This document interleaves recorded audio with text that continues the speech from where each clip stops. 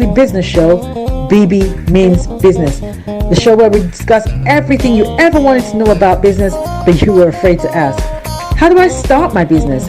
How do I raise the finance? How do I grow my business? Where am I going to find my customers? Join me every Tuesday at 1:30 p.m. on Starr Radio UK to get all the information and tips that you need to become a successful entrepreneur and become financially free. Remember, don't let life dictate to you. Rather, put your signature on life.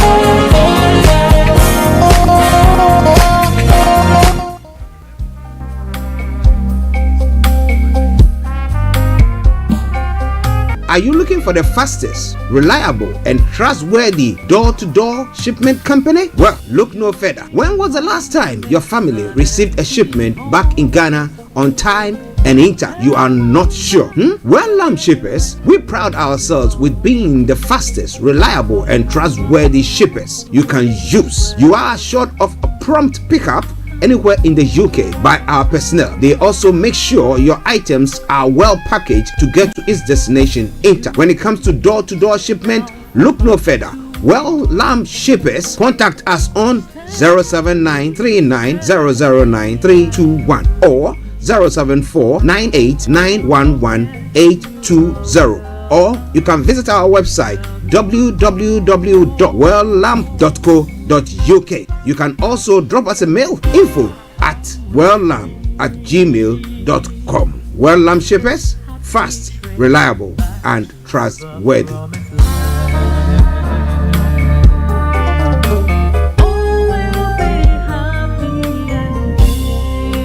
Hi there. Are you dreaming of owning your own house in Ghana? Then you will need a well-documented piece of land that is free from troubles. I highly recommend My Africa Property for any size of land that you will need. With My Africa Property, lands are available in Pram, Sopoli, Tohenia, Ogome, Dodova, Winneba, and many other locations at affordable prices. These locations are about an hour away from the airport, only 35 minutes from the motorway, 10 minutes drive from Central University College, 10 minutes drive to the beach, and close to Pram Senior High School and Ghana Men's Soccer Center of Excellence. For more details, visit our website www.myafricaproperty.com or call our UK office on 0208 123 2523. For our US and Canada offices, call us on +1 585 184 994145. You can also email us at ghana@myafricaproperty.com. Tune in to On Point here on Starr Radio UK with Empress Regina every Monday at 5 p.m. GMT. Looking forward to your company. Check me out. He tells me my energy is making him tired. Yes! How do you get the energy to do that? I've been told that I have a lot of energy, but my goodness, I think today I have met my match, people. I have met my match, Miss Suzanne. Wow, amazing. One of the things that's the start of the darkness. The whole of darkness. So what did that Myself and the world will adjust. And 2019. Forget the proverbial boardroom. Join me, Simone Frazier, on the CEO, the program that gives you the driving seat over your life. Every Tuesday, 8 p.m. only on Starr Radio. Getting onto the property ladder has never been easy until now. Join us this and every Thursday from 7 p.m. to 8:30 p.m. live on the Property Hour show on Starr Radio UK, where we talk to mortgage brokers, property developers, estate agents, landlord, tenant, property consultants on how to invest or get into the property business and make money. You can't afford to miss this. The Property Hour show is your best source into the property industry.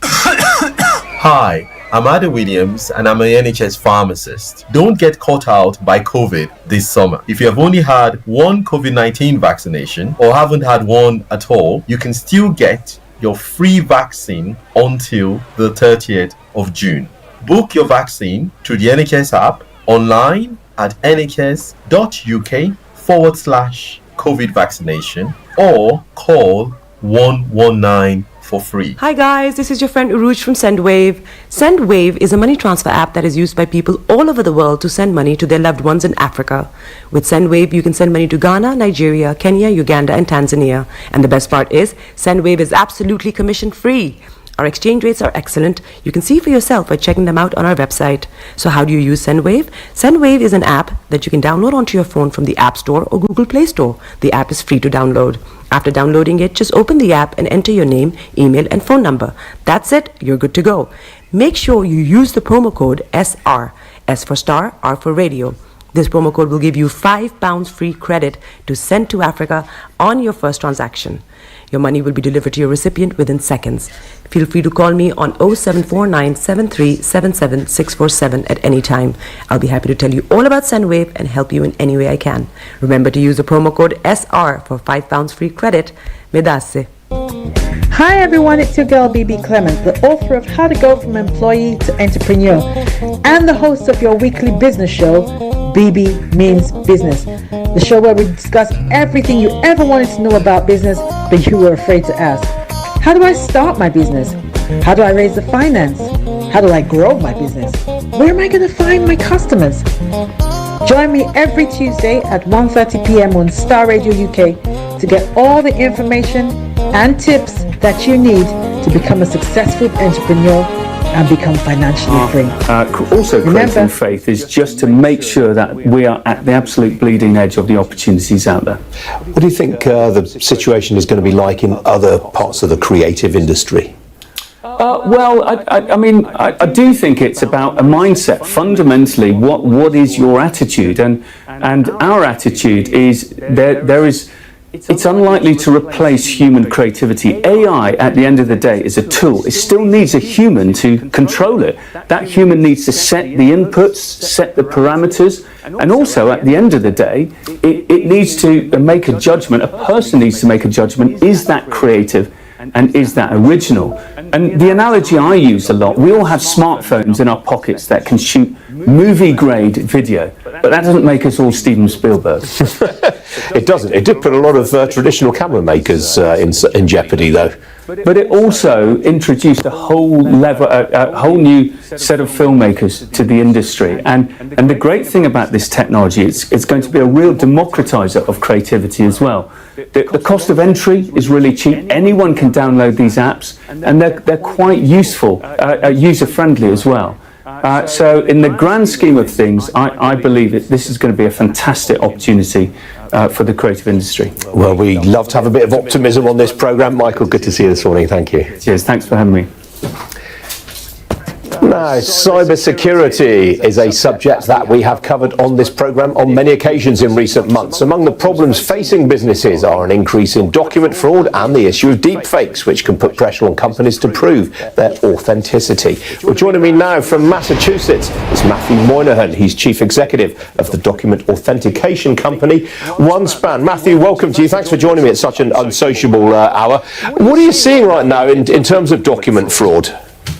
It's quite scary. I take a little bit of the opposite perspective than the previous guest. Certainly the power of AI is undeniable on the creativity standpoint, but as he mentioned, it has democratized and brought to the masses an ability to create deep fakes and really challenge the legitimacy and authenticity of things on the internet. And I think we all know that the foundation of modern business really is the fact that two parties are engaging with each other and having a legally binding contract that stands up in a court of law or before a regulatory body. And so for as good as AI is on the creativity part, it is unleashing to the masses a capability to really attack the authenticity and legitimacy of business transactions. And so I think this is a game changer in the other direction, and businesses are going to have to think about this as being the next generation of cybersecurity, which is not confidentiality and availability. We've almost solved those things. How do you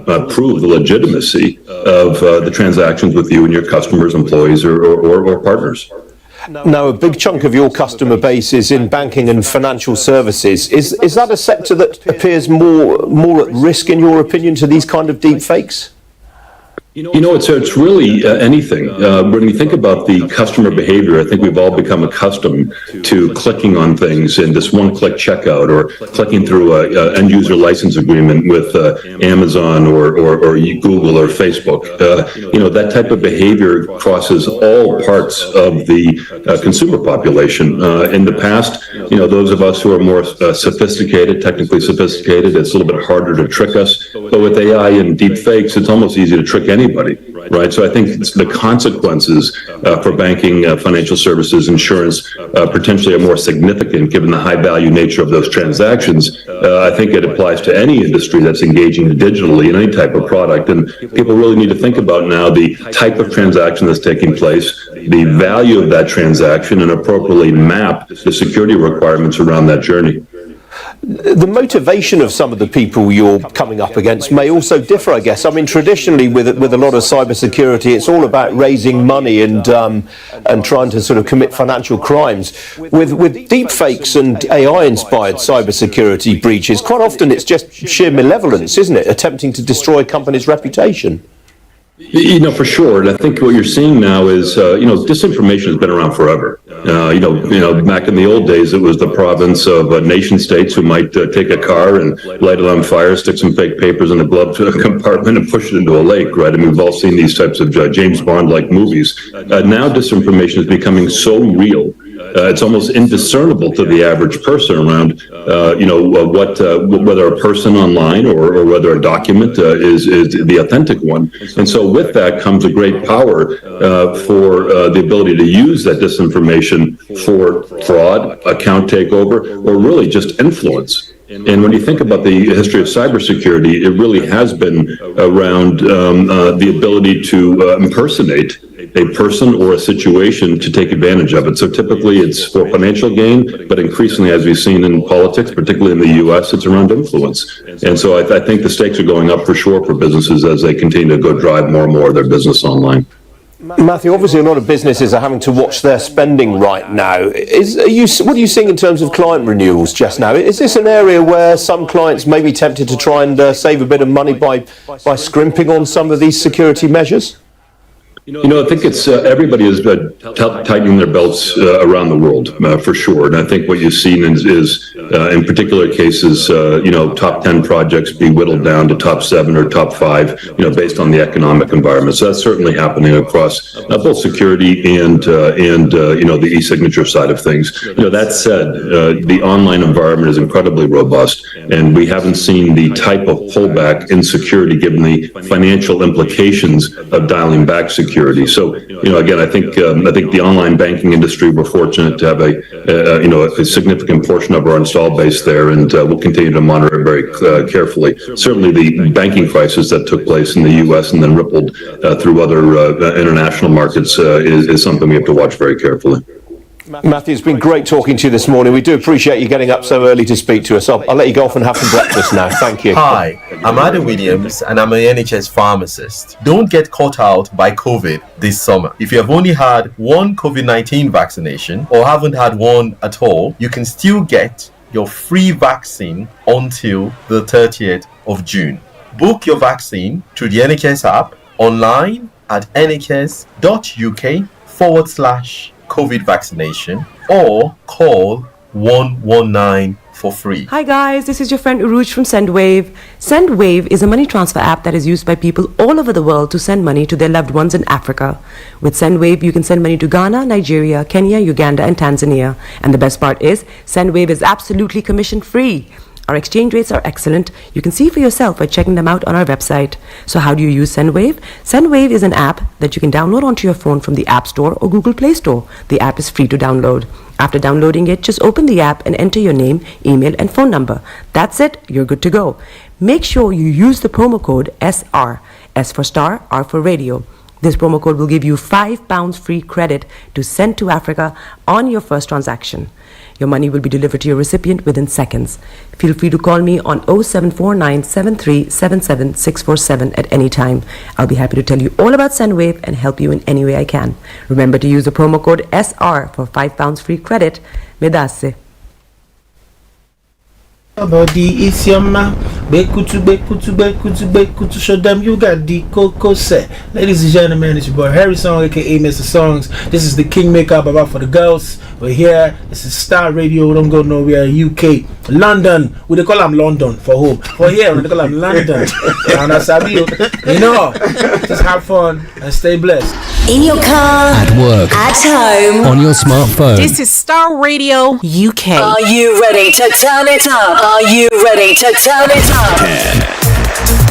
9, 8, 7, 6, 5, 4, 3, 2, 1. And let me say a massive good morning, good afternoon, good evening, good dawn to you wherever you might be on planet Earth, and those of you on other planets as well. We salute each and every one of you, and I sincerely apologize for the late start of the program. It was due to some technical hitches that we were experiencing this morning, and I know that you are waiting patiently for us to come on. But wherever you are this morning, we salute you all, and we welcome you to the Thursday edition of the morning show. Today is the 29th day of June, the year 2023, with the time now 10:55. Let me just go through my protocol quickly. Good morning to my colleague and co-presenter, Mr. Olayomi, who is on standby in our North London studios, to my able producer, Mr. Francis Guy, who has been on hands-on this morning, making sure that the broadcast is able to come your way the way it's supposed to come perfectly. So, my Bishop Adesina all the way in Nigeria, and all the lovely colleagues of yours in the Abiya's office, we salute each and every one of you. Anthony Adedeji, good morning. Samsudin, Oladipupo, Aziz, Moyiwa, and all of you. If I want to mention the names, I think today we're going to be running very, very late. But wherever you are, I want to say thank you for joining us once again, and welcome. Share the broadcast with your friends and loved ones, and invite them to like our pages as well.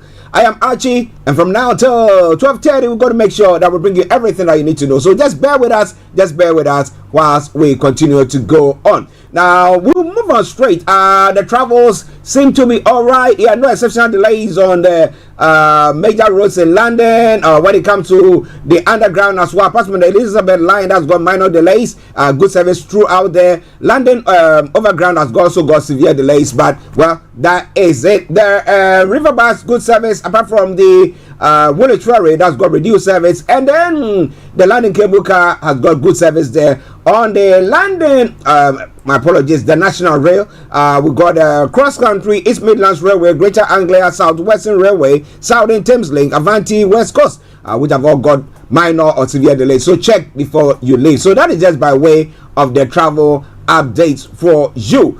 But now we're going to go straight to some of the stories making the rounds across the globe, and then we'll be having Mr. Olayomi joining in to bring you updates from Nigeria. So wherever you are, don't you go away at all. It is Star Radio UK. It is your favorite African and Caribbean radio station in London. All right.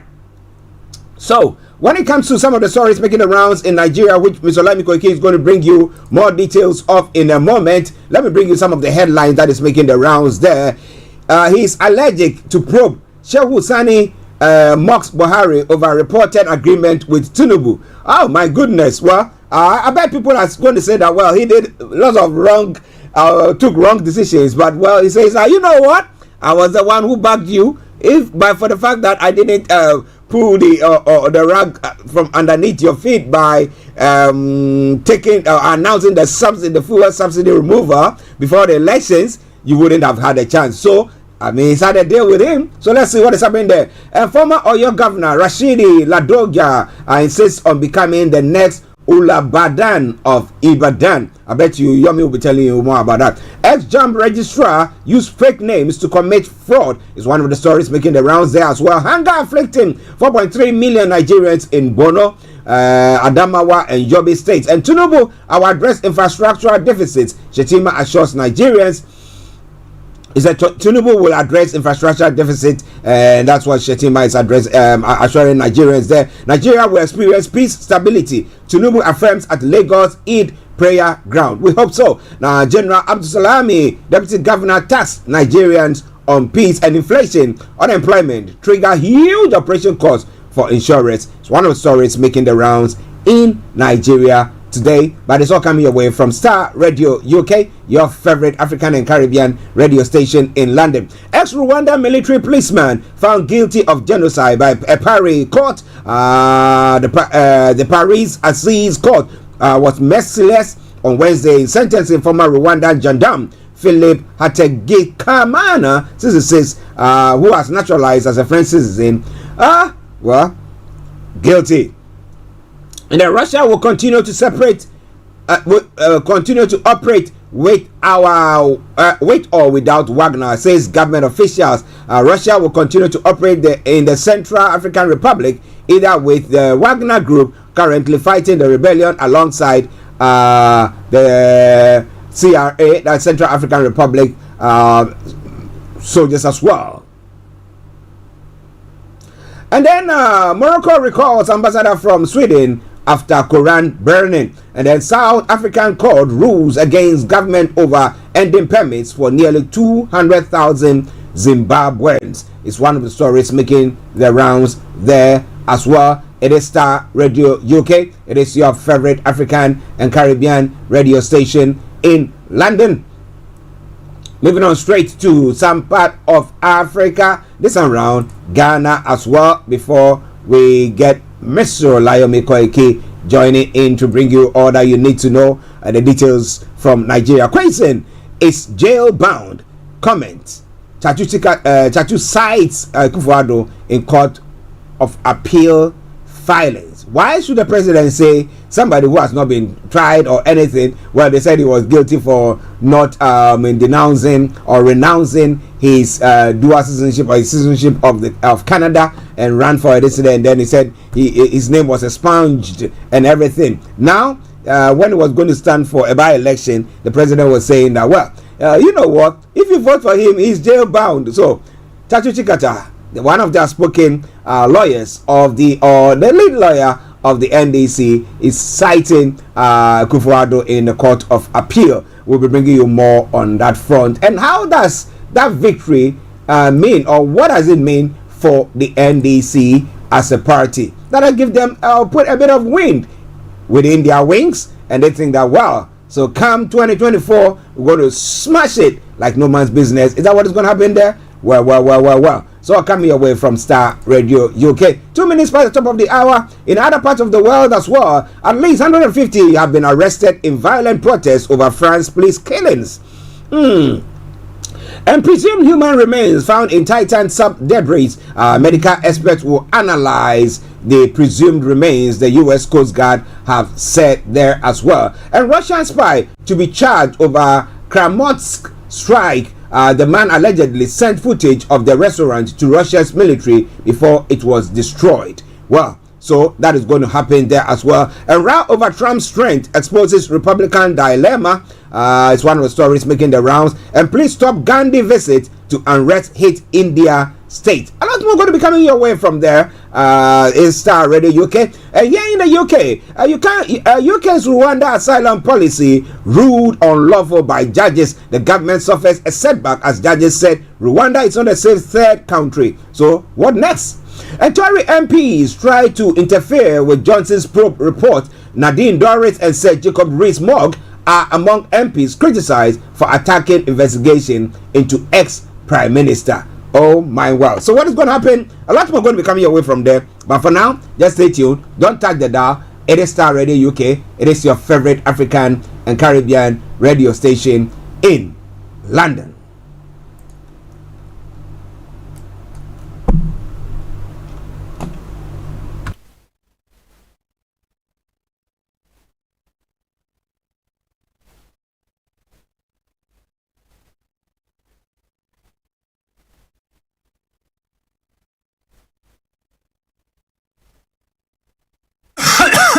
Hi, I'm Ada Williams and I'm an NHS pharmacist. Don't get caught out by COVID this summer. If you have only had one COVID-19 vaccination or haven't had one at all, you can still get your free vaccine until the 30th of June. Book your vaccine through the NHS app, online at nhs.uk/COVID vaccination, or call 119 for free.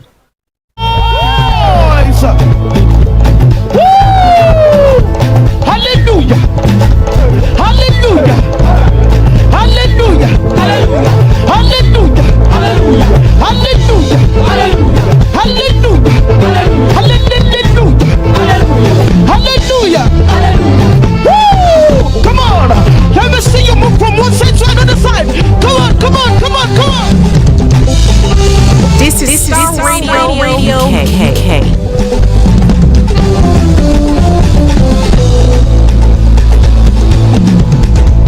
The Lord our God is King of Israel. The Lord our God is mighty, is full of grace and mercy. He's given us a son Emmanuel, atonement for us, a gift to set on so free.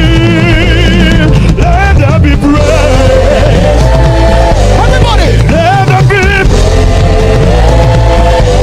With all of my heart, somebody make some noise. Waiting, I go give to you.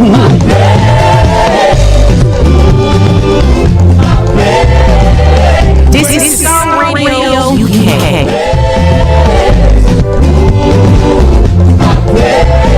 If I give you money,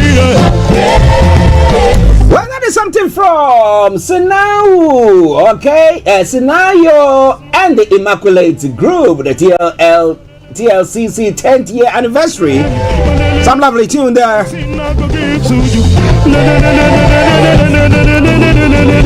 And to all our lovely listeners yesterday as well, I hope that those of you who were celebrating the Eid, you had a very good time. My Bishop Adesina, massive good morning to you once again. I hope you are doing very, very well. And to everyone in the areas of this, we salute you.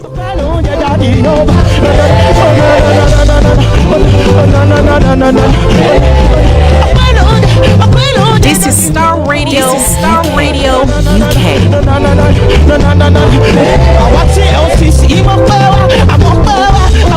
This is Starr Radio UK. I say waiting, I go get to you.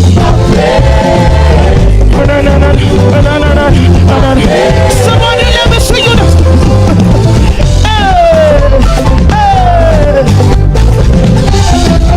Oh no no no no.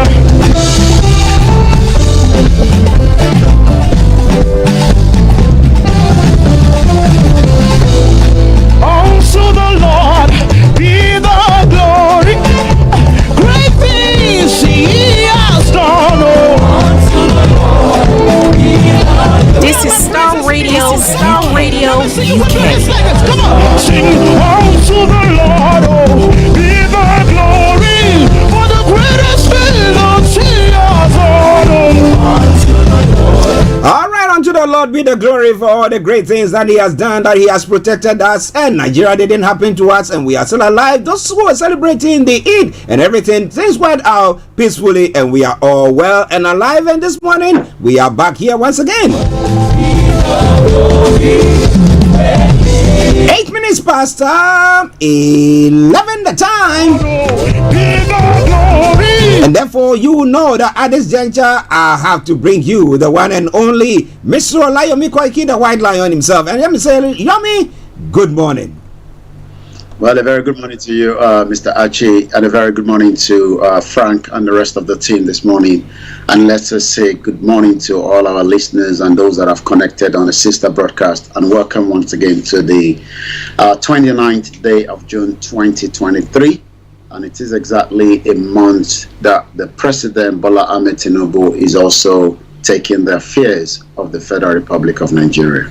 Well, a month on, 29th, when he was sworn in, now everybody's looking at it and lots of assessment and lots of evaluation going on. But what do you think so far? We'll be coming to that. But again, let me sincerely apologize to every one of you for the late start of the program. It was due to a technical hitch that we were working on here, but we managed to, with put it all together to come your way. So I don't know, maybe the pictures, those of you on the Facebook, maybe the pictures are not as sharp as it's supposed to be. Just bear with that. There's a technical team are working on it, and hopefully subsequent programs will be very good. And let me say good morning to Pastor Mo. He said, thank you, Jesus. To you be all the glory. Good morning, gentlemen, and good morning to you, our pastor as well. Okay, Yomi, how was the Eid yesterday? And looking at your celebrations here, just opposing it to what was happening in Nigeria, how do you compare the whole thing? Well, I think when you live outside the shore of Nigeria, you tend to just make it as much as you can, especially knowing that UK is not an Islamic country, so that literally means that the schools still operate as compared to most Arab countries that have been on holiday, whether you're in Morocco, in Turkey, whether you are somewhere in Tunisia, or whether you are in Nigeria, where holiday was also presented, up till Monday, I believe, there will be full functioning of our operation in Nigeria. But in UK, maybe some particular part, if you live in somewhere where there's more of Muslims, places like not just in London, where you travel to Leicester, those places, I think, the council will be able to accommodate that, some students might not be able to attend school. UK hasn't declared any bank holiday, for the Eid, but literally a lot of students are withdrawn from school so that they can be able to practice, what is part of their own curriculum as well. But apart from that, it's not as much as anything different that, it is all about the intention, and they say the intention, carries first in whatever you're planning to do. Wow, listeners, Starr Radio UK, and once again to all our lovely viewers and listeners who now we have become family. We wish you all, whether it's belated, Eid Mubarak. All right. Good. All right then, Starr Radio UK, 11 minutes past 11 the time, and some of the story that is making the rounds in Nigeria is quite an interesting one. But let me take this one first and come to Yomi, then he will be telling you more about what is happening. Now, there is an alleged statement that the former president Buhari, some way, somehow, has got a deal with Tinubu so that Tinubu will not be prosecuted. How true is that? That's what Shehu Sani is saying. He's allergic to probe. Shehu Sani mocks Buhari over reported agreement with Tinubu. How true is that, Yomi? We're still in almost the same week that Buhari is in London. I believe he hasn't left as at Tuesday that Bola Ahmed Tinubu returned back, and I'll be giving a little bit details to that. We thought he was in Daura until a picture of him surfaced, leaving the London Central Mosque last week, Friday. When Bola Tinubu left Paris, to London, as he was touching down back in Lagos, because he actually went to Abuja, because as I speak right now, he's on his route to Jebu, Ogun State. I don't know what is happening there, but I might be looking that up later on. A picture surfaced between the president and the former president. He said, leaving Paris, he was coming for a private meeting. Could that private meeting literally mean that he's coming to meet Buhari? We believe also that Buhari is taking medical treatment in Wellington Hospital. That is for what the sources are saying. We know Wellington Hospital, they also have NHS, but also have the private sector in there. And when you look at the distance, because I did check it out yesterday, it's about 6-minute walk from Wellington Hospital to the London Central Mosque. So that literally is adding up, based on the information. But what could lead to where, the former president could be pleading on behalf of certain individual not to be probed? Remember that the former, central bank that is now being held by the current government, Bola Tinubu, when it comes to Emefiele Godwin, Buhari tried everything possibly best to even send him off, to what they call a study leave, but he had to return back because Buhari gave him the assurance. It is not just Emefiele that we are talking alone. We're talking about some other individuals that are linked with the past government in terms of corruption, that the DSS might be interested. Buhari is allergic to probe. Shehu Sani blasts the ex-president over alleged agreement with Tinubu. That is what Shehu Sani is saying. He's a former senator as well from Kaduna Central, has now mocked former President Muhammadu Buhari over an alleged appeal for Tinubu to please, at least, even if it's going to be anything, make it a soft landing.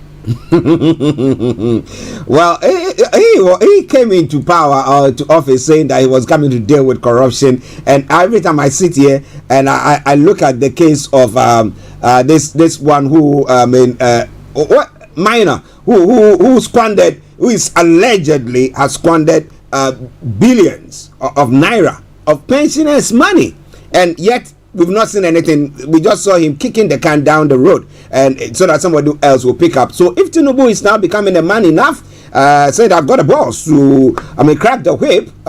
Why is he scared of? Well, if he's not done anything, fine. If he's on his people that he appointed did something wrong, I think Nigerians deserve accountability. And these people have to be answered. Be answerable to Nigerians there. But listen, let's start Radio UK. We'll go back to Yomi for the rest of the other stories making the rounds. What are other stories, Yomi?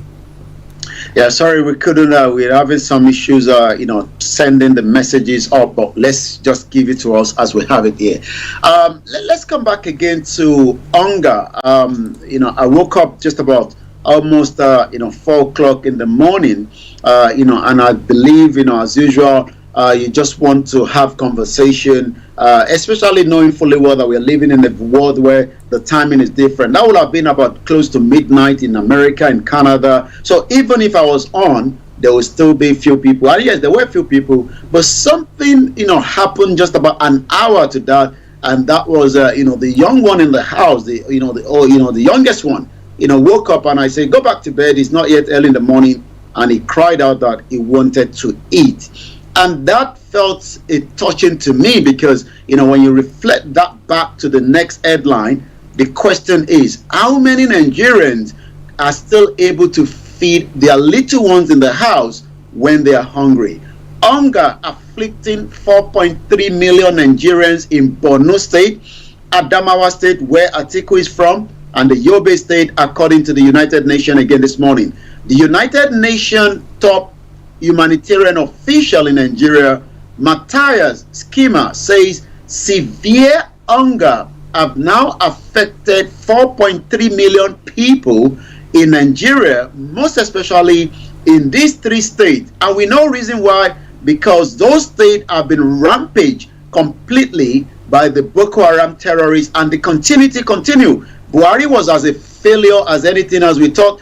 He was an military general, but I think I don't even know how he got the military general, because all we know is I've been looking back some history going to Kwara State, and that led me back to the Second Republic, where Buhari was the one that trampled with the Second Republic on December 31st, 1983, when he actually overthrew the civilian government. So the question is, how did we get to where Nigerian, the power, when it comes to the land, the people, and yet we are still not able to feed as many Nigerians that are now close to about 130 million. I did a breakdown as well. When I look back to Ike Kerimadu was almost going to spend close to 76 million naira, for his daughter. There's nothing wrong in that if he's spending the money, but the question is, was this money from his own business coffer, or is it money from the government? When you move that back to,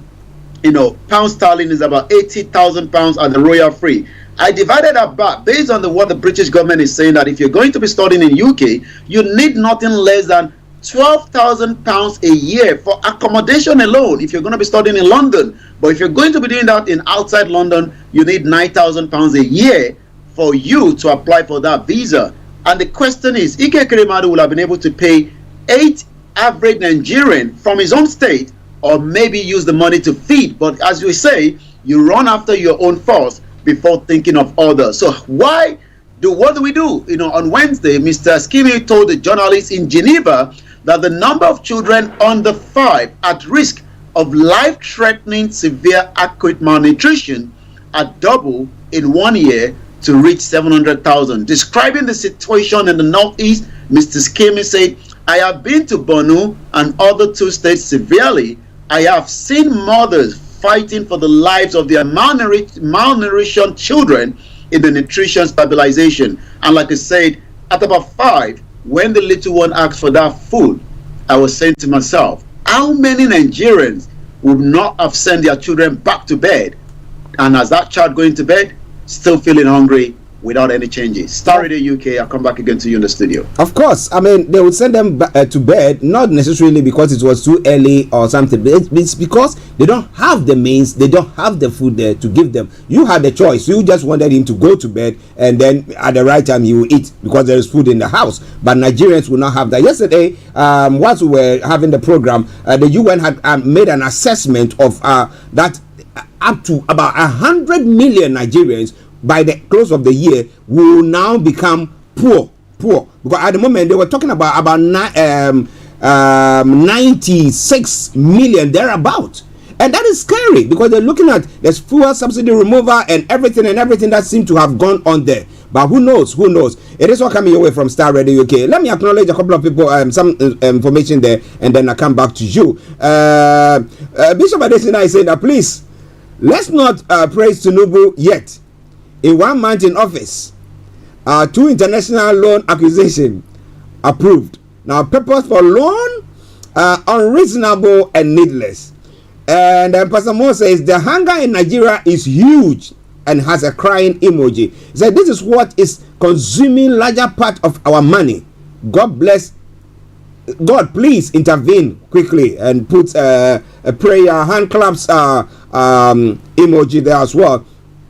Okay, so let's continue to look at some of the stories, and Yomi is putting all the stories that we're going to be looking at on the platform there. So just bear with us whilst we continue to do so.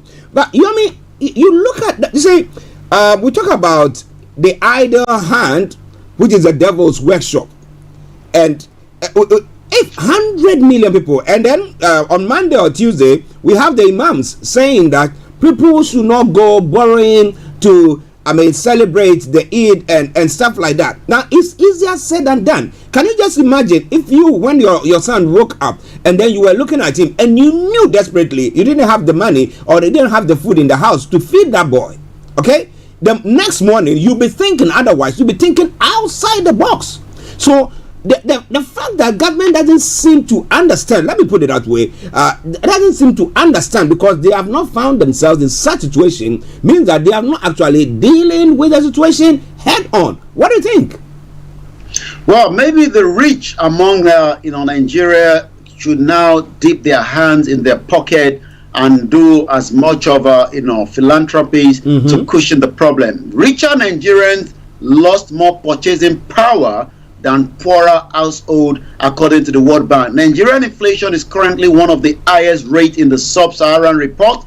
The World Bank says that due to the high inflation, the richer Nigerians have also lost more purchasing power than the poor household. According to the Washington base, richer household lost more purchasing power relative to their consumption than a poorer household. The World Bank said Nigerian inflation continued to remain the highest rate in the sub-Saharan. This sharp increase in price has negatively impacted the purchasing power of each household. The report as of December 2022 up to April 2023 is estimated to have pushed 4 million more Nigerians into the poverty.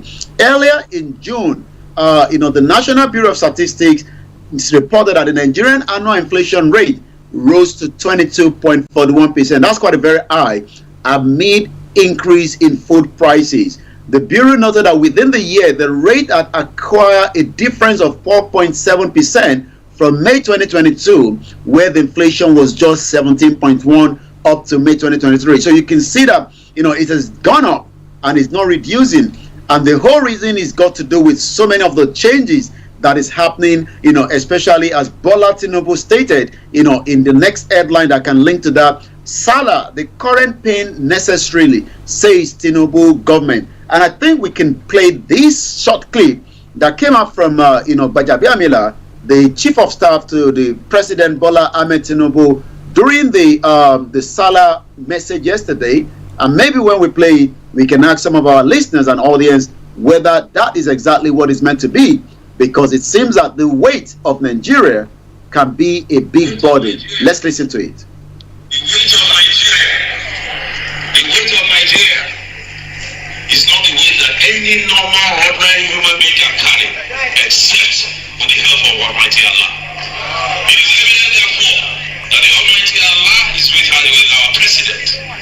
He is carrying the weight for him. The weight of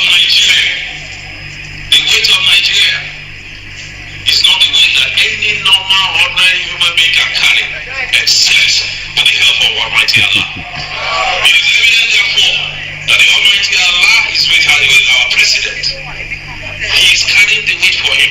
Well, it seems that Allah is what they are depending on to help Bola Ahmed Tinubu to carry the weight. I know you wanted me to come back to the studio, but the next headline says, Salah, the current pain is necessary, says Bola Ahmed Tinubu. Government is now preaching for unity. Well, government can preach for unity. We like that. Samsudin, good morning to you. But it's interesting when Allah has given us conscience, and then we can use that to actually know that this is right, this is wrong. We don't have to do this. We don't have to treat this person this way. We don't have to do those things. But we're not using that. Okay? And we sit down, like Sani was alluding, that people are corrupted, have actually stolen state funds, and they say, no, I mean, hit them with kids' gloves and stuff like that. And we say, God, what should God do about that? Because God has given us crude oil, God has given us everything. Crops that we could. God has given us everything. So why do we now call God? Oh, God, come and help us to carry the country. Because the country is heavy. My goodness, we have to come again. Yomi. Well, you're quite right. When I look back again, this next headline would tell you exactly the damage. I've been reviewing Kwara State in the last week now, and each time I dig into it, there's more information coming out of it. And the last information I was able to retrieve was the first governor that also was able to steal $3.5 million US, and it was kept at Cayman Island. He died here in London again, as usual, after serving his 4 years term. He didn't get the backing of one of the dynasty called the Saraki, that the father backed the first governor. This same governor was a military administrator in 1987 in Ogun State. He was also a naval officer. So you can see that when we were going into the transition of the 1999, we have the same caliber set of people where you convert the money back as at the exchange rate in 2008 when the money was detected at Canaan Island. That's about almost 3.4 billion naira that left the offshore of Nigeria. That will have helped this next headline. Nigeria digital infrastructure inadequate for cashless economy, according to the World Bank. The Nigerian digital and financial infrastructure is inadequate to support a swift transition to a cashless economy. I don't know how Nigeria is going to be a cashless economy, in the next 30 years, because when you look at almost every part of Nigeria, they are still running what they call a POS. You can hardly even get an ATM that is just mandated somewhere where you can withdraw money. So how do you do a cashless, system, which Emefiele wanted to implement when he was saying that people should try to trade without exchanging the money? It's not like UK where you can hardly spend money sometime. The bank stated that this was one of the reasons the Central Bank of Nigeria redesigned the policy that failed. This policy did not just fail, loss of lives, loss of businesses collapsed, people died, and that is the reason why Bola Tinubu is still holding a Emefiele that wanted to run away. We don't know whether he's going to get justice or whether he's just going to be let go, but he's asking for a good health care now, because according to him, his health is not as fit. And that literally means that someone said that it seems that those that are kept by the DSS always say their health is not fit, but it seems that their health get fit, but we know that sometimes it is not true. Somebody like Nnamdi Kanu health is getting failure every time. But it disclosed this in the Nigerian Development Update in June. Seizing the opportunity report, it affirmed that the policy led to a scarcity of cash, negatively impacted the economy actively in the early month of 2023. Now it's interesting, when we want to create something, we always try to do it not getting the necessary facilities. I mean, we talk about the UK where we are introducing more of electric cars. Now, they've not gone blanket ban on other vehicles that use other fuel. So we won't say that they've just introduced everybody use electric cars and they don't have adequate charging points. They won't do that. So they roll it gradually. But we don't see the government in Nigeria or on the African continent doing so, especially when Emefiele introduced this new currency, and then there was that scarcity and reducing the amount of money that individuals can withdraw. Now they've introduced something that if you are doing what do you call it? Is it? It's not the cashless one, the one that we just touch and go. What's the name? Countless. Yeah, contactless. Yeah, the contactless one. Yeah, the contactless one. They are giving a limit. And I was yesterday looking at it and I said that is good in a way, because just in case somebody makes your card, you cannot just go and just bump and then steal all your money. So that is a good move. But how many cash points, how many individuals have got contactless machines in their businesses where it can be used so that we can reduce people walking about or moving around with cash in their hands? Well, the question is Nigerians are still used to moving with cash, because it's just that the system is not there to support it. When it comes to even some of the hotels do not accept card payment. So there's still a lot of work to do, and that is why I met a young Ghanaian that flew to Nigeria some few, I think in April, and he was saying to me, they're trying to move these music festival that happens every year from Ghana to Nigeria, and he keeps saying to those organizers that this is going to be a total paralyzed, because Nigeria is still not yet, even in Lagos, to be able to accept card payment. So and most people that will be flying in, they also have a certain amount of cash that they can travel with. So that literally means that to run that kind of event, most places in Lagos is not accepting credit card and debit card. Even those in Nigeria are not allowed to spend their own card, whether to buy goods outside the country, because it's going to be converted back to where the central bank will be held responsible for such transactions. But it seems that the APC chieftains are working very hard, as they are now urging Nigerian government to invest in fuel subsidy fund in electric vehicle. Well, they shouldn't introduce something so that now people will be at home. They cannot even go out at all. They shouldn't do that. But the chieftains of the All Progressive Congress, Mustafa Adu, said yesterday that President Bola Tinubu's decision to remove fuel subsidy will boost the growth in the electric vehicle. Most cars will probably be stopping at Uju-Elegba and Songo because they've run out of battery that have charged it, because they couldn't charge it very well overnight. Because most vehicles that use that, the Tesla that I say here, they do have a power point all over the place where they can charge it overnight. But imagine where a country does not even provide electricity is talking about having electric vehicle. Maybe that is ahead before the electricity itself. I don't know. Honestly, some of the people that we elect. All right, then, listen to Starr Radio UK. Bishop says that I believe at a point God will actually come down, visiting Nigeria for lying against him, so he can punish them all. Oh, Bishop, no, we don't want God to come and punish us all. Please, we hope that those who are leading us, they'll start using what God has given them, rather than say, "Oh God, come and help us." Well, it is Starr Radio UK. Now, yesterday, whilst you were not on, the EU Electoral Monitoring Group, who monitored the 2023 election, the February one, came out with a slamming report against the INEC, saying that, what happened wasn't actually good enough. And then INEC has come out to actually bash the EU or poo-poo the EU report there. Now, do you have any information pertaining to that? And how do you think that is going to affect the hearing that is going on, Yomi? Well, does that make any difference? Is what Nigerians are saying. The EU, have just wrote a report. Report has been written in the last how many years of any election in the Federal Republic of Nigeria, from 2015 to 1999. And nothing seems to change. It's just that, somebody get paid by the EU, grant, that allows and enables the EU observer to travel to Nigeria. In reality and in fairness, the election itself, as everybody knows, has not been a very perfect one, and it has never been. When you go back to somebody like the emeritus Professor Adebanji Akintoye, stating it categorically that the first ever election that was put together by by the British was rigged in 1959, and just after that we had the military coup, and later on there was a second republic, and Buhari came in and destroyed that again in 1983. Babangida came in, overthrown, and we thought 1993 was going to bring us a better opportunity, and again the election was thrown into shambles. So the EU coming is just a rhetoric as far as we are concerned, but it is always good for them to put this report out there.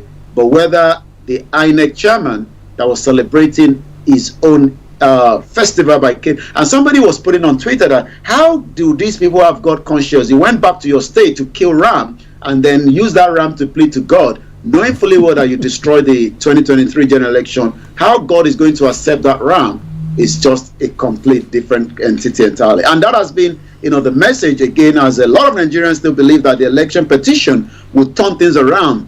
Even I picked up and I actually screenshot it, because it seems that there are still many Nigerians that believe that there will be a change. Bola Tinubu might end up not still becoming the president. I want to see if I got that.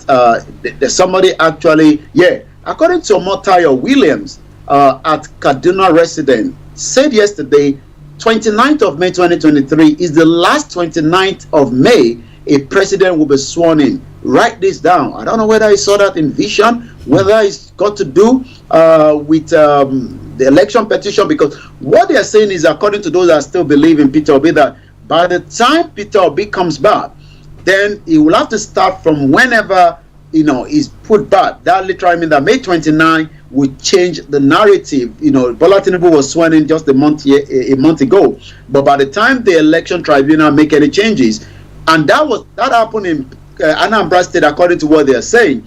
But according to Mr. Clark underneath, say Peter Obi is coming. So I've just screenshot that for my own record purpose, and wait to see whether truly and truly May 29, 2023 will be the last May a president will be sworn in. And he actually said we should write it down. So I don't know, what kind of a spirit is talking to him, but we will wait and see. Let me come back again to you, Mr. Archie. Well, constitutionally, it's the 29th of May that the president had to be sworn in. So whatever happens, I don't think that will change at all. But listeners, let us know. Do you think that even if the petition hearing, the election petition hearing goes on, and we see that truly what happened, there was some flaws, serious flaws that could impact the final result, do you think we need to let Tinubu get off, and then whoever, whether it's Atiku or Peter Obi, take the reins? Is that what we think that should happen? Or would you just let things go, and then come next elections we will see different things? Let's hear from you as well. Pastor Moore says on serious politicians, and Bishop Adesina says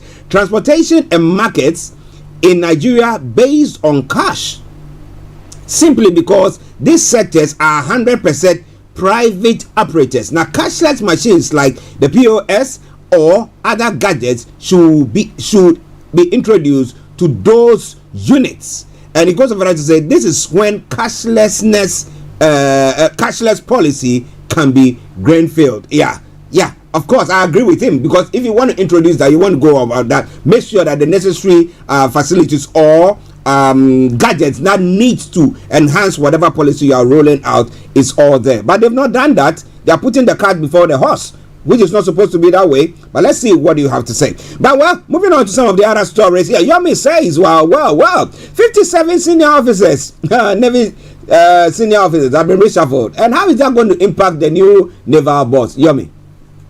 Remember that Navy is a very powerful one when it comes to anywhere in the world, because you need those Navy, especially they are very good on the sea, they're good also on air. But it seems that, as usual, when there's a reshufflement, there's a new sheriff in town, he also wants to try new things that he has had in his mind. That is just that because somebody was leading that position, he couldn't do so. But the Nigerian Navy has now reshuffled the appointment of all the top senior officers, comprising 56 rear admirals and commodore. The Director of Information, Commodore Adetun Ayo Vagan, in a statement today said Those affected by the reshuffling are Rear Admiral Olusoya Bankole, formerly the Director of the Logistics Defense Space Administration, is now appointed as the Chief of Communication and Information Technology, Navy Headquarters, while Rear Admiral Alexander Bingley, formerly Director of Combat Policy and Tactics, is now the Director of Logistics Defense Headquarters. And there's so many other names as well that follow. The former Director of Plans, Navy Headquarters.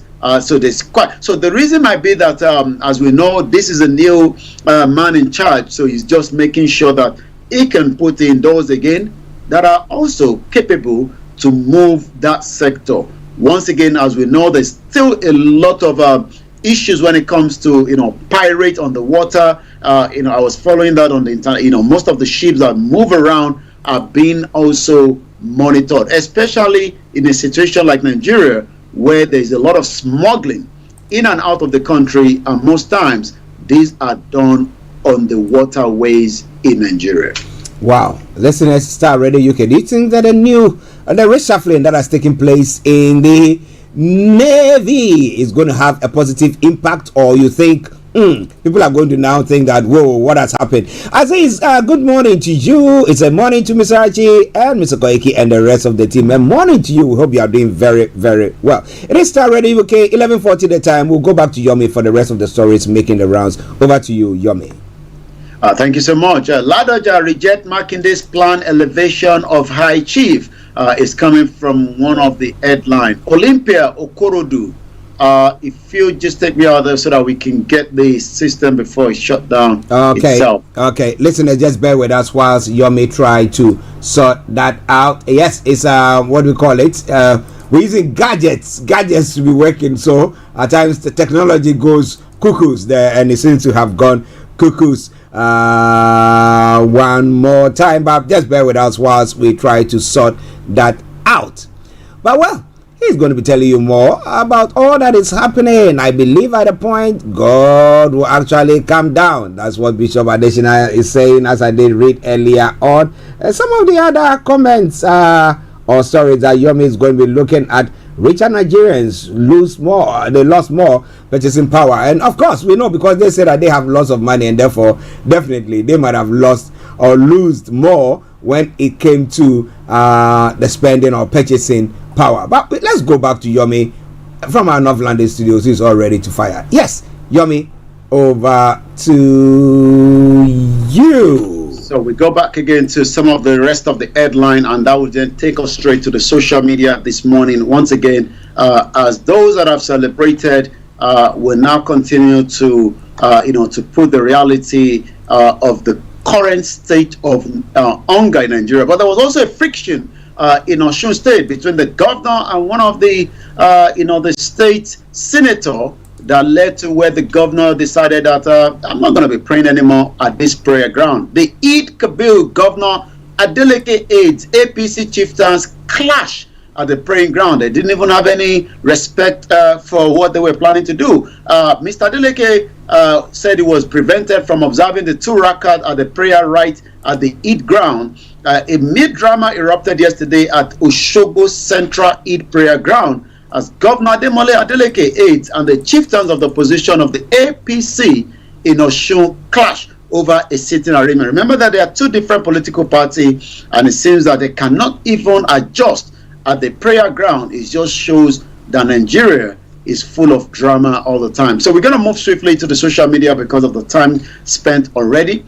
And as we do know, there's a lot when it comes to social media, especially when it comes to one of the singer that has now been brought in 2 women coming out simultaneously that he is now going to father the 2 children, and that is the one and only Davido.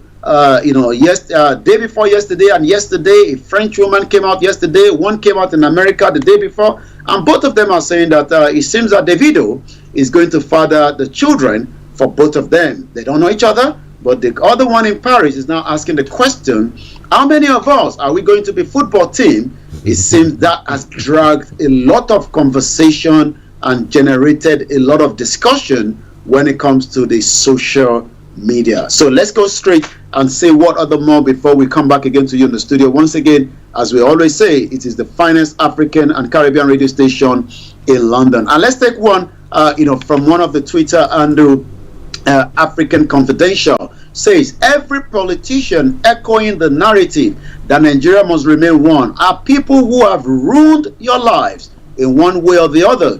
Joining into the echo same means giving them more chances to do worse, because you are in effect telling them that they haven't ruined your life enough, with the emoji of the two hands spread out. Adeleke, like I said, is trending very well.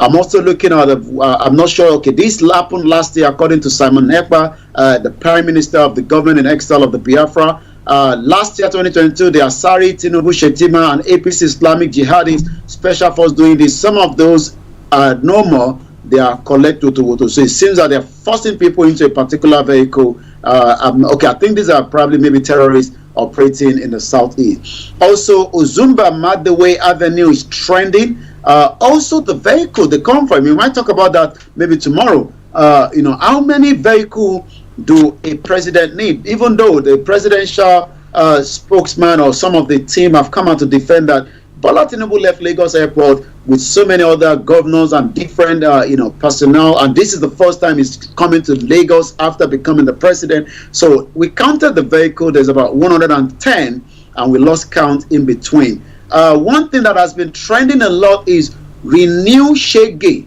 Renew Shege means that 1,000 naira now for tomato, and this tomato is quite ripe. I can count how many in there: 1, 2, 3, 4, 5, 6, 7. So you're buying 7 pieces of tomato at exactly £1. So Renew Shege is the headline that has also been trending. Also, let's say one more from the social media. It seems that Choma, the wife of Davido, will be taking a lot.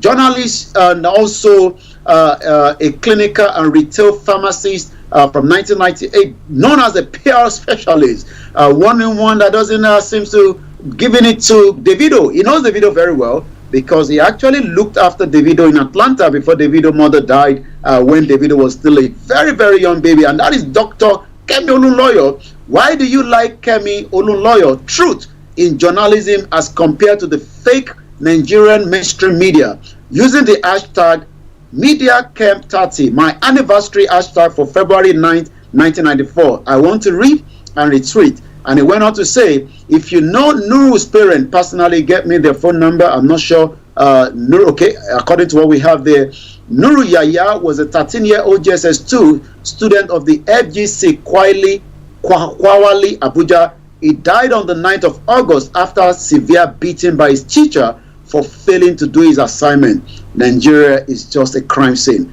And also, he's been talking a lot when it comes to the issue of Davido and the wife. And the last one is she posted about 15 minutes ago. Chama speaks, Nigerian Igbo single moms must marry their baby daddies.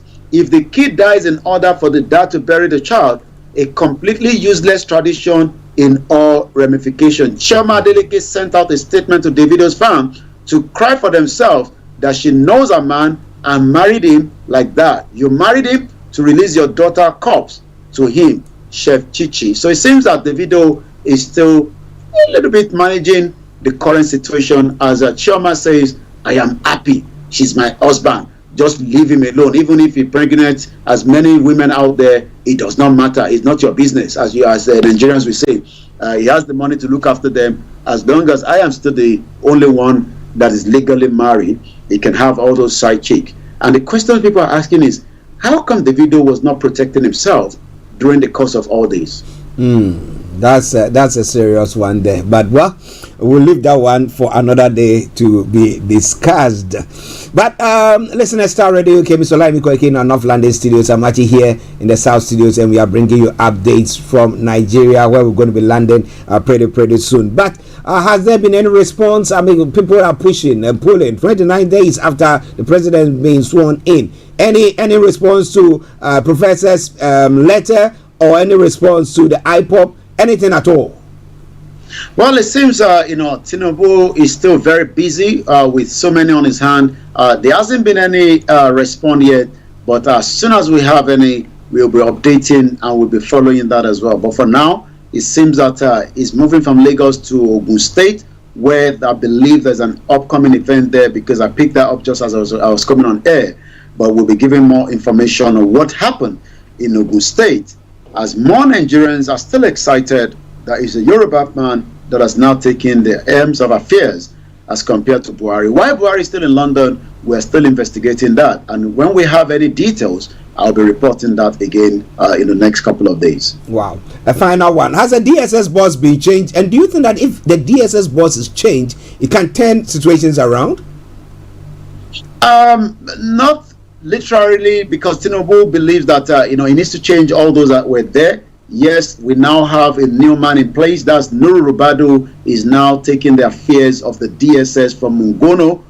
Those changes have happened already at the DSS headquarters. We're just waiting for clarity on the EFCC, which is still the only one. Bauer has been removed. There's an acting, but we are waiting to see when next at the late night Tinubu will be removing the next person and allow the next person. Most of his ministers have not been appointed, but he has guaranteed that in 60 days we will have that. So that means we have the next 30 days in July ending to have a full squad of Bola Ahmed Tinubu to run the affairs of Nigeria for the next 4 years.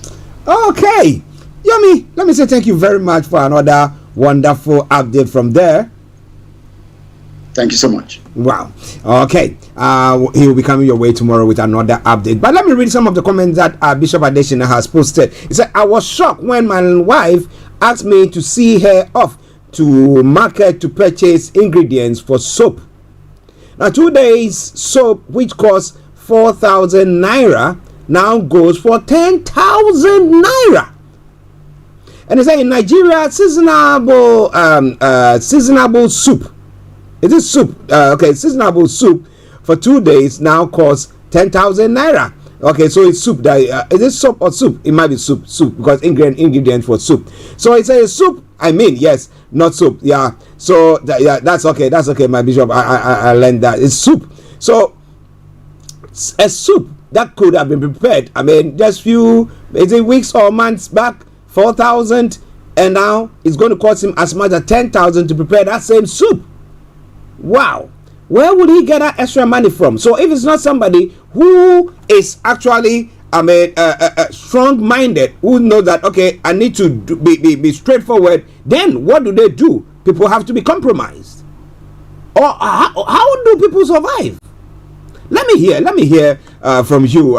How you are actually surviving there, because it's quite a difficult one. Somebody will say across the globe, the Ukraine war, Russia-Ukraine war that is going on. Yes, the COVID, the lockdown, and everything that went on, and that is all that has caused all this. The high prices in crude oil. But the question is, Nigeria is a crude oil production country. How come that I don't get it. So what's the point? Do we really even need that? Why don't we leave that so that next generation, when they come, maybe they will have a proper mindset and they will be able to make sure that they maybe develop it and then actually make more money out of it.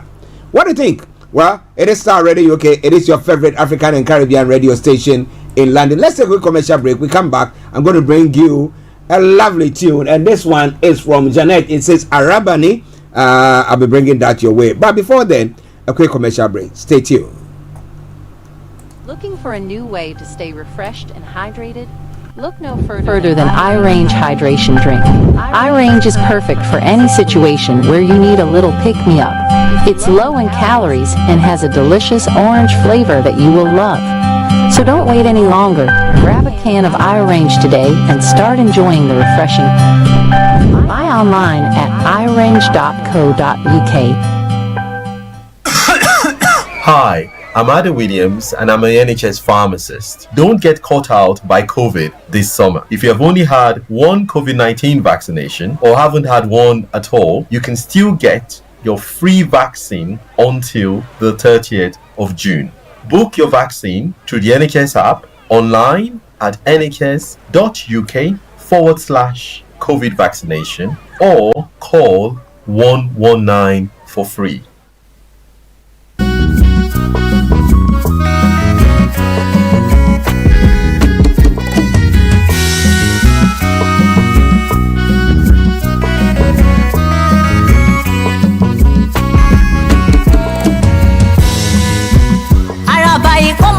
gbùdọ̀wọ́. Àràbà ní egbùdọ̀wọ́ láwùjọ. Àràbà ikọ̀ máa gbùdọ̀wọ́. Àràbà ní egbùdọ̀wọ́ láwùjọ. Àṣà ayé kò máa gbúdọ̀ gbé. Àràbà ní egbùdọ̀wọ́ láwùjọ. Ìjì ayé kò máa gbúdọ̀ gbé lọ. Àràbà ní egbùdọ̀wọ́ láwùjọ. Ikú ayé kò máa gbúdọ̀ pa ó. Àràbà ní egbùdọ̀wọ́ láwùjọ. Kò máa gbúdọ̀ wò kò nílé wò é.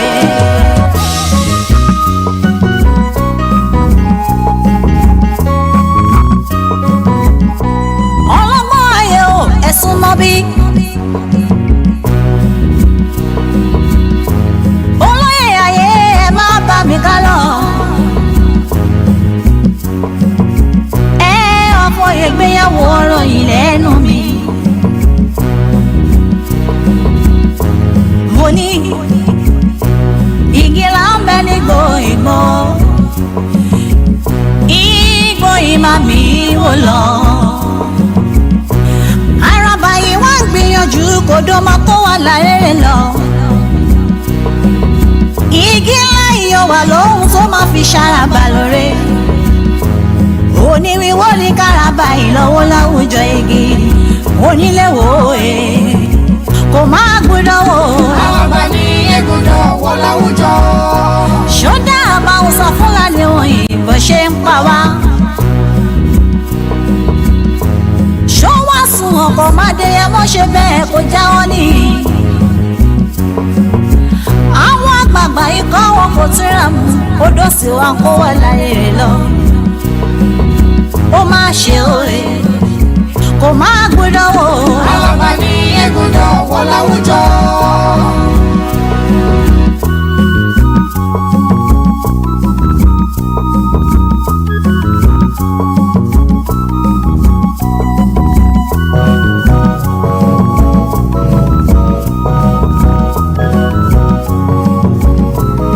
Èrò bá mi kọ́ máa dé mọ́. Èmi kí ọmọ yìnyọ ilẹ̀ akíkanjú ọkùnrin ogun. Èrò bá mi kọ́ mọ́ wọn ní ìgbò ọmọ rẹ̀. Iná máa rógún màmá ti di pẹ̀lẹ́ ọmọ bàbá rógún màmá ṣojo. Sunday ẹ̀yẹ tó má ṣe bọ́ kí yẹn ò sí ní gbọ́mọ́. Òrìṣà tí ó ṣe bọ́kọ̀ màdé mọ́ ni ṣebí yẹn ò kọ́ mọ́ lágbẹ̀dẹ. Ẹ bá lè jẹ́ ẹ̀bọ̀nà jẹ́. Adéyẹmí yóò máa sọ kọ̀ọ̀kan láì dáa. Kìkì orí tó máa kọ́ ni wípé Yorùbá nation ìlógó ìbá kìíní. Ẹ̀dá bí rẹ̀ ṣọ̀wọ́n òye kò máa gbọ́dọ̀ wò. Kò máa gbọ́dọ̀ wò. Onílé wò é. Ọmọ Yorùbá ẹ jẹ́ ká rórí. Ọjọ́ wo ni wọ́n dalẹ̀ Ifẹ̀ tán gangan? Àwọn kò ń sáré kó lè dára. Èrè bó bàjẹ́ kó kọ́. This is Starr Radio UK. Ṣó dára kí dára ṣó ìwà lọ́kùn. Yorùbá ìrònú kẹ́lọ́ fi mọ̀ ṣọ̀kan. Okay, listener, Starr Radio UK, your favorite African and Caribbean radio station in London, bringing the time now to 2 minutes to the top of the hour. So we're going to be taking a quick break, and now the lines open. You want to jump in, you want to hop in, you want to say whatever, you feel free to do so once that is done. And well, to all my Yoruba listeners as well, what is the meaning of Arabani? I will need the translation there. So a quick summary of that would be great, right? Okay. I know that the other one is My Nation. What's the name of the other one? Orile Demi? Yes. So that one, I know that one. But now, Arabani, what's the meaning of Arabani? Yeah, I need to know that one. Okay. Let's take this commercial break and I'll be with you. Stay tuned. Hi, I'm Ada Williams and I'm an NHS pharmacist. Don't get caught out by COVID this summer. If you have only had one COVID-19 vaccination or haven't had one at all, you can still get your free vaccine until the 30th of June. Book your vaccine through the NHS app, online at nhs.uk/COVID vaccination, or call 119 for free. iOrange is the brand new hydration drink developed with bold, thirst-quenching orange flavor to refresh and replenish. iOrange was created to fill the void where great taste meets functionality.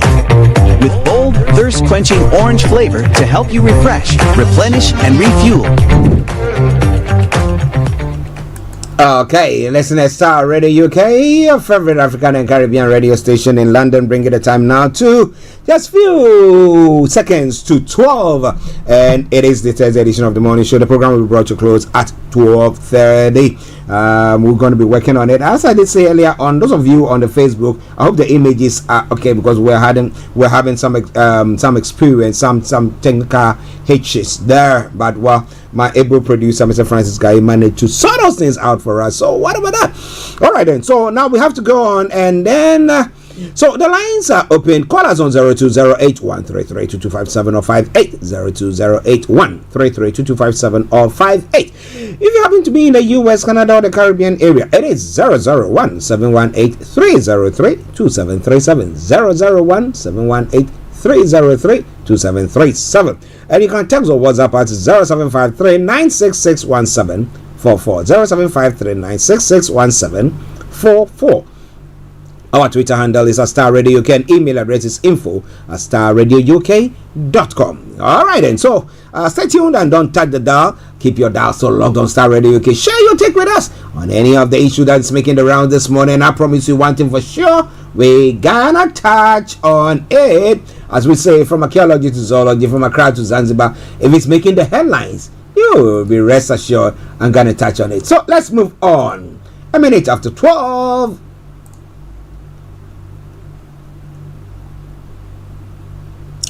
Now, Kenyan former Facebook moderator reveals torments, seeks justice in court. Now, the name is on the verge of tears. Nathan Nkuzimana recalled watching a video of a child being molested and another of a woman being killed. Now, 8 hours a day, his job as a content moderator for a Facebook contractor required him to look at horrors so the world wouldn't have to. Now, some overwhelmed colleagues would scream or cry, he said. Now, Nkuzimana is among nearly 200 former employees suing Facebook and the local contractor Sama over working conditions in Kenya that could have implications for social media moderators around the world. This is the first time court challenge outside the United States where Facebook settled with moderators in 2020. Interesting. So just watching those things, the gruesome killings or what molestation that seem to be going on, they are of the view that, well, they could sue. So if they're suing, could do, because definitely it will have an impact on them. Okay, in other stories, the Paris Assize Court was merciless on Wednesday in sentencing former Rwandan gendarme Philippe Hategekimana, 66, naturalized French under the name Philippe Mania, to life imprisonment for genocide and crimes against humanity committed in Rwanda in spring of 1994. The court followed the prosecution instructions to the letter and found Mr. Mania guilty of virtually all the charges against him. There is no statute of limitation for genocide and crimes against humanity. The former chief warrant officer of the Nyanza gendarme, southern Rwanda, standing in his box, leaning on a cane, remained impassive as the verdict was announced, while outside the courtroom, Rwanda's civil parties in the trial burst into song and dance. A naturalized French citizen since 2005, Mr. Mania, who acknowledged the reality of the genocide but denies any involvement in its implementation, was prosecuted for participation in a criminal conspiracy to prepare the crimes of genocide and other crimes against humanity, genocide and crimes against humanity. All right then. So that is what is going on. He's been found guilty and sentenced to life. All right then. Starr Radio UK, your favorite African and Caribbean radio station in London. Now, a South African court on Wednesday has ruled against the government and ordered it to reconsider its decision to terminate the special permit allowing nearly 200,000 Zimbabwean nationals to live and work in the country. The government decision was set to force Zimbabweans to return home if they didn't obtain regular work visas, even if they had children who were born in South Africa and are South African citizens. Now, in its ruling, the Gunter High Court in Pretoria said Department of Home Affairs decision in 2022 to end the special exemption for citizens from neighboring Zimbabwe was unlawful and unconstitutional because it didn't follow a fair process of consultation. The permits were extended until at least June 28 next year under the court's ruling. The department initially set a deadline of June 30 this year. Now, that's supposed to be tomorrow for the termination of the Zimbabwe exemption permit system. The deadline was recently extended to the end of the year. Around 178,000 Zimbabwean nationals live in South Africa under the scheme. It was introduced in 2010 in an attempt to deal with a surge in migration by Zimbabweans escaping the economic woes of their home country, which have persisted. The Helen Suzman Foundation NGO and a group advocating for the right of migrants in South Africa took the government's Department of Home Affairs to court over that decision. But this all coming away from Starr Radio UK. It is your favorite African and Caribbean radio station in London. Let's move on to Ghana as well and look at some of the stories making the rounds there. So,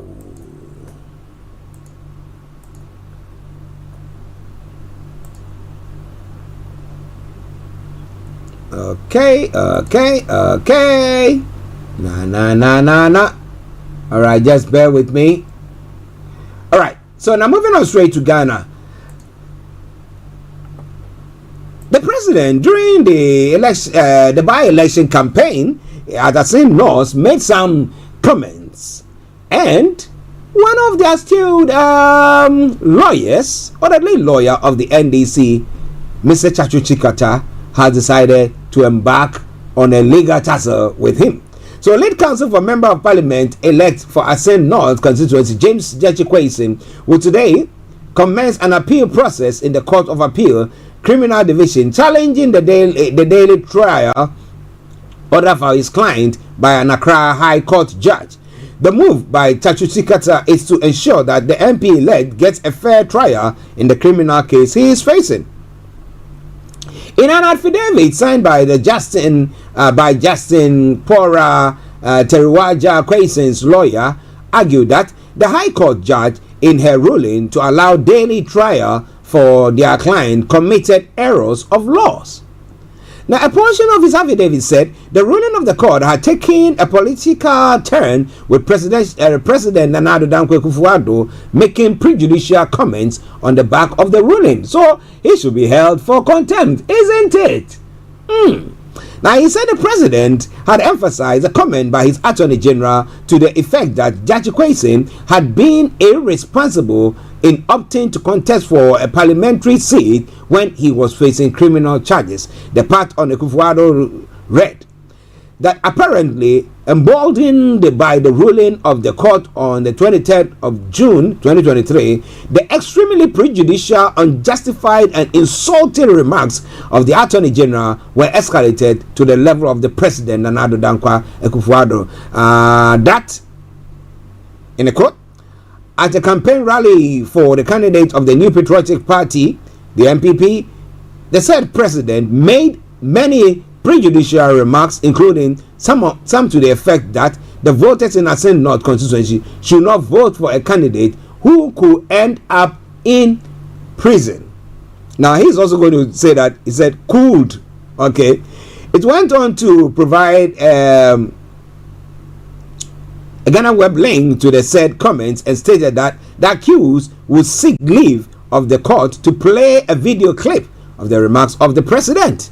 On the substantive case, Kweson's lawyers filed an application for stay of proceedings pending the determination of his appeal on grounds of several errors of law committed by the trial judge, which breached Kweson's right to a fair trial. Now, despite standing trial for 5 charges, the MP-elect stood for and won the 27 June by-election. According to the Electoral Commission's announcement, he garnered a total of 17,000 votes, representing 57.56% of the total votes cast. His closest contender, Charles Opoku, received 12,630 votes there as well, so accounting for 42%. Now, Bennett's okay, but the by-election in Asin North was led to fill the parliamentary seat left vacant following a legal battle that questioned Kweson's eligibility to hold office due to dual citizenship consent. So what do you think is going to happen? Can you just imagine if the court rules that, well, what he did was criminal and therefore has to be jailed? What would the Asin North people be doing? Are they going to go rampaging? Would they go on demonstration? What do you think? That would be quite an interesting one, wouldn't it? Well. It's all coming away from Starr Radio UK. It is your favorite African and Caribbean radio station in London. Well, interestingly, because the Asin North people decided not to vote for the MPP's candidate, the new patriotic youth organizer for the Obuasi West Bright Nyampong has called on the government to strip the people of Asin North of any form of planned development as a penalty for voting against the ruling party's candidate in the just ended by-election. So does that mean that there are only 7 people who seem to be voting for them? And then for areas where people are not voting for them, they decide to hold back developmental projects? Now, expressing his disappointment, Nyampong stated that the people of Asin North have shown a lack of gratitude for the development projects initiated by the government in their constituency. When was that done? Apparently, just a few days before this election, their roads were asphalted and lots of things were going on so that the people can quickly say, oh, you know what, they did that for us, and then they finish, they will go. And then what else? Well, but it's a shame for politicians, a youth organizer in this time round, saying that, because they didn't vote for you, withhold developmental projects from them. That's a shame. So the question is that what is happening? So in areas where they are not seeing developmental projects going on in their part of the world, is it because they've not voted or they didn't vote for the ruling party? Is that why? And if that is it, are they not paying taxes? Well, I got Felix who is calling in, and let's see whether we can get Felix to make his case here this morning as well, or this afternoon as well. Felix, call us. I don't know what happened. Your line dropped. So let's see. I'm going to see whether I'll be able to put the call through to Felix, who we've just had a missed call from. Okay, just bear with us while we try to do that. So Felix, call us, please. All right then. Well, listeners, Starr Radio UK, your favorite African and Caribbean radio station in London. Moving on. Whilst we wait for Felix call to come through, let's move on to some of the other stories making the rounds in other parts of the world. Undercover police tactics used for years from 1960s were not justified. That is a breaking news coming through. I'll be bringing that your way in a jiffy, or wherever you are. Stay tuned. And Tory MPs try to interfere with Johnson's probe report. Who? Nadine Dorries and Sir Jacob Rees-Mogg among MPs criticized for attacking investigation into ex-Prime Minister. And then the court has ruled that Rwandan asylum policy is unlawful. What do you think about all that? Lots more going to be coming your way from there. Don't touch the dial. Starr Radio UK, your favorite African and Caribbean radio station in London. Before we move on to some other stories making the rounds in other parts of the world, yes, France to deploy 40,000 police armed amid fears of more violent riots. Well, that's going to become your way in a moment. But wherever you are, stay tuned and don't touch the dial. Hi, I'm Ada Williams and I'm an NHS pharmacist. Don't get caught out by COVID this summer. If you have only had one COVID-19 vaccination or haven't had one at all, you can still get your free vaccine until the 30th of June. Book your vaccine through the NHS app, online at nhs.uk/COVID vaccination, or call 119 for free. Hi guys, this is your friend Uruj from SendWave. SendWave is a money transfer app that is used by people all over the world to send money to their loved ones in Africa. With SendWave, you can send money to Ghana, Nigeria, Kenya, Uganda, and Tanzania. And the best part is, SendWave is absolutely commission free. Our exchange rates are excellent. You can see for yourself by checking them out on our website. So how do you use SendWave? SendWave is an app that you can download onto your phone from the App Store or Google Play Store. The app is free to download. After downloading it, just open the app and enter your name, email, and phone number. That's it. You're good to go. Make sure you use the promo code SR. S for Star, R for Radio.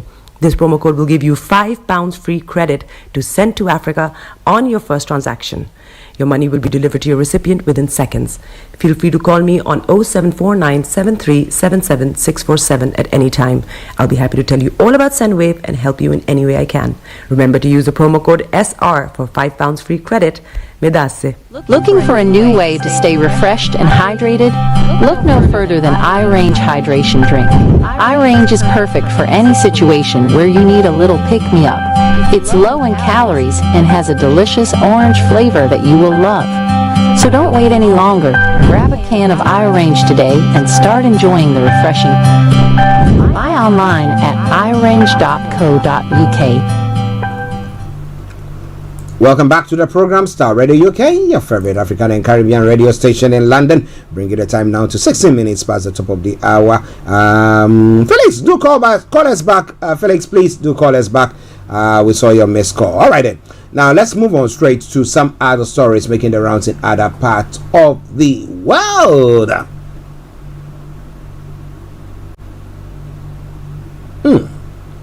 It's quite some tough stories making the rounds here.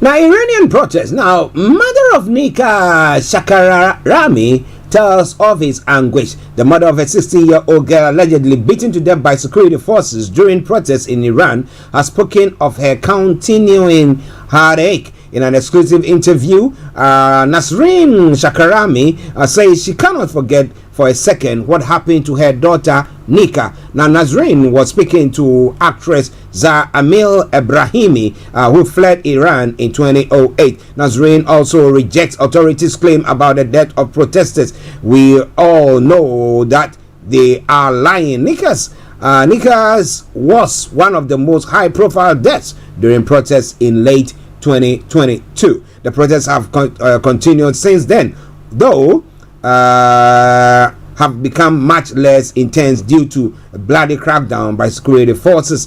The unrest began after the death in custody of Masha Amini, a young woman who died after she was detained by morality police in the capital for allegedly violating Iran's strict rules requiring women to cover their hair with a hijab or head scarf.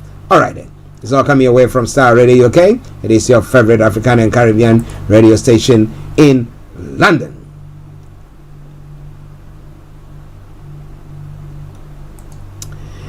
In other parts of the world as well, alleged Russian spy to be charged over deadly strike. Ukrainian President Volodymyr Zelensky has says an alleged Russian agent involved in the deadly attack in Kramatorsk will be charged with treason. Now, those helping Russia destroy lives deserve the maximum penalty. He said 12 people, including 3 teenagers, were killed in Tuesday's missile strike on a popular restaurant.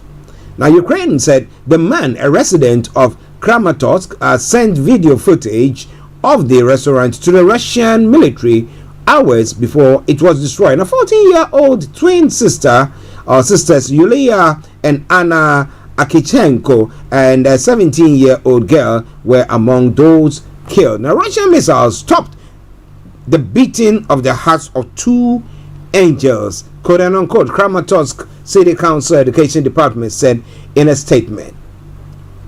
At least 60 others were injured, including Colombian nationals and a leading Ukrainian writer. On Wednesday, Ukrainian Security Service released a photo of a local man that they arrested, describing him as a Russian agent. Now, speaking in its nightly address, Mr. Zelensky explained that the country's security services had worked alongside police special forces to detain the suspect, who may face life imprisonment.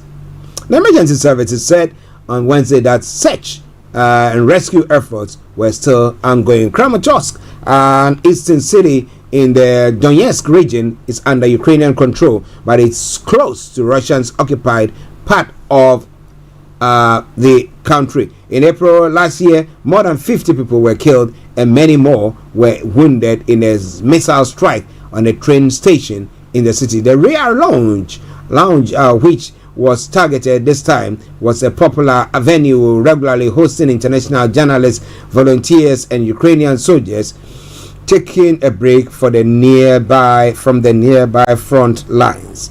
Well, this decided to go dirty, and that's what they done. Well, it is all coming your way from Starr Radio UK. It is your favorite African and Caribbean radio station in London. Now, the sad occurrence of this killing of the 17-year-old delivery boy in France, that has led to rampaging and destruction of property in France, led to another night of despair. But this time around, the French authorities have come out to say at least 40,000 police officers are being deployed across France to deal with protests triggered by the fatal shooting of a 17-year-old driver. The teenager, named as Nahel M, was shot at point blank range as he refused to traffic stop and drove away. At least 180 people have been arrested after a second night of unrest, while 170 officers were injured, France's interior minister says. In Nanterre, where Nahel was shot, vehicles were set on fire and police fired tear gas, while people broke into the town hall and started fires outside Lille. The police officer who shot the teenager has been placed under formal investigation for voluntary homicide. Now, French President Emmanuel Macron has held a crisis meeting and called the violence on the streets unjustifiable, in appealing for calm. Nahel came from a French Algerian family. A neighbor told Reuters news agency they are fatally found that the most of those killed by police in the traffic stops since 2017 were black or Arabs. Interesting. But Eric Dupont-Moretti, France's Justice Minister, has given some detail about the violence being seen across the country. He told reporters that an officer was almost burned alive last night. This is an emotional time. A kid died, and kids should not die. Dupont-Moretti added, calling for calm and urging people to be very careful with the words they use. He warned. All right then. So we'll see what happens. Maybe unleashing 40,000 police officers onto the streets will calm things or hold things down so that whatever is going on will cease. But it's all Starr Radio UK. It is your favorite African and Caribbean radio station in London, bringing the time now to 12:23. Felix, if you can call back. I'll give you some time so that we can hear what your take is on issues that have gone on. Quite an interesting one. Now, spirit thought for Kevin McCarthy, the Republican Speaker of the House, who this week is tying himself in pretzels over Donald Trump. On Tuesday, McCarthy caused a political firestorm when he told a television interview that he didn't know whether Mr. Trump is the strongest Republican candidate for the 2024 presidential election. But within a day, Mr. McCarthy was backtracking, telling Breitbart News that Trump is stronger today than in 2016. The speaker's critique was pretty mild. The reaction from Trump's supporters was anything but. McCarthy stepped in it, says Brian Lanza, a former Trump staffer who remains close to the former president. McCarthy cannot afford to be seen as soft on Trump, or he loses his speakership. Now, Mr. McCarthy is not the only one to have doubts about Mr. Trump. Many in the party's leadership are worried that Mr. Trump will win the nomination only to lose the presidential election. They feel he has too many weaknesses. They would love to see an alternative, someone who America's swing voters might prefer. At the moment, however, that alternative doesn't look likely. Indeed, Mr. McCarthy's swift public clean-up operation tells us a lot about Trump's hold on his party. Now, despite being twice indicted, plagued by scandals and ongoing legal investigations, and up against multiple rivals, Mr. Trump is still the overwhelming favorite to win his party's nomination for the presidency. A poll this week from the NBC News showed him with 51% support among Republicans voters. That's up from 46%. Okay, April. All right then, listeners, Star Radio UK. Let me go to Felix, who is called in, and let's see what Felix has got for us. Felix, good afternoon to you. Good afternoon, Archie. Hope you're good. Yeah, doing great, and hope you are doing good as well. Amazing. Regarding let me go straight to the point, and good morning to your listeners and those who are watching you online. Yeah. Regarding the possibility of the newly elected MP being sent to jail. Yeah. I think most of the people who voted for him in they've indicated that if they send him to jail, they're happy to participate in another by-election. Okay, interesting. Most of them have indicated clearly, including some, the very typical African, grandma standing there in their, kaba dress. They've indicated that they are happy to go for another re-election. I mean, many people on the side of the president and the party in power stated that this is a candidate for jail. And they knew that very well, and they ended up increasing his majority. So they are prepared for whatever the Supreme Court will throw at them. And it's up to the Supreme Court justices if they want to make stupidity of our laws as they've been doing over the last few years. It's up to them to make that kind of stupidity. But it's up to them. I think the case is in court today, if I'm not mistaken. Am I correct? Yeah, you're correct. Yeah, Chachu Chikata is in court this morning. Yes. It's up to them if they have any conscience. I have my own issues regarding the judiciary in Ghana anyway. But it's up to them. Regarding the issues going on in France, France has been through a lot of this over many years. Yeah. Increasingly, they are becoming like the United States of Europe. Yeah.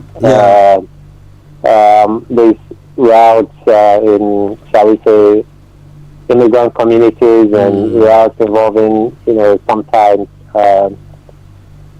strange circumstances involving young persons within some immigrant communities and the law enforcement authorities. It's becoming kind of a regular phenomenon now, but I guess they have a way, they'll find a way to go through it, and all we can do is wish them the best. I don't know why. I mean, I'm a stranger now. I mean, this is a country, France, this is a country that has had extremely long, close relationships with a lot of their colonies. I mean, they were the ones who brought in the policy of assimilation. So you like to think that they probably will have a handle on how to deal with these issues, but I don't know. I don't think everybody knows what the details are as to what actually specifically happened.